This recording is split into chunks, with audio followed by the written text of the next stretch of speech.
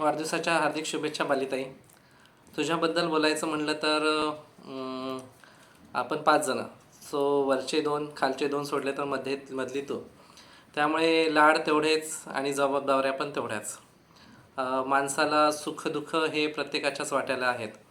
पण सुखाच्या वेळेस जो आपला स्वभाव आणि दुःखामध्ये जो आपला ताबा सांभाळतो, तो एक बेहत्तर माणूस बनतो. जशी की तू.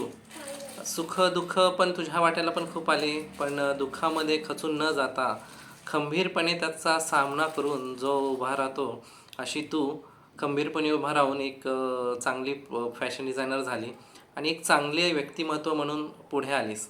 मला आजही आठवते लहानपणापासून म्हणजे एक एक आईची खूप लाडकी होती तू.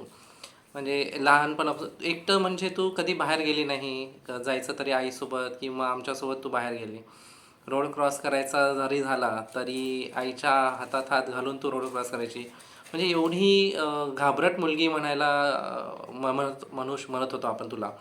पण आता आम्ही पाहतो एक तुझा सगळा संसार, सगळा प्रपंच तू एकटा स्वतः होऊन चालवती आहेस. तर ती खूप मोठी गोष्ट आहे.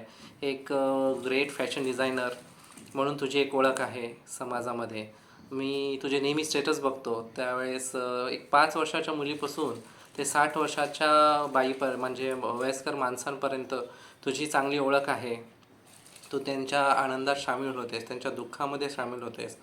तर ही खूप मोठी गोष्ट आहे. मी काल परवाच एक तुझा व्हिडिओ पाहिला. त्या एक जवळपास 55-60 वर्षाच्या असतील, ज्यांनी तुझ्यासाठी एक स्वतःहून तुझ्यासाठी वरती एक 3 मजल्या पायऱ्या चढून वरती आल्या आणि तुझ्यासाठी गायल्या. तर ही एक माणसानं एक कमवलेली एक धन संपत्ती म्हणू शकतो. लोकांचा सहवास हा मिळणे, तेही वेळेत मिळणे, ही सगळ्यात मोठी आजच्या काळातली गोष्ट आहे आणि तू तेच मिळवलेली आहेस.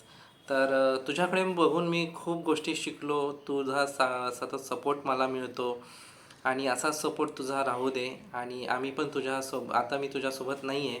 तसं तुझेच फक्त आपण वाढदिवस करत होतोच. तसं आज तर नाही आहे. मात्र शुभेच्छा आणि तुझ्या सुख आणि दुःखात आम्ही नेहमीच सामील होऊ, हे एवढं सांगू इच्छितो. आणि परत एकदा वाढदिवसाच्या हार्दिक हार्दिक शुभेच्छा.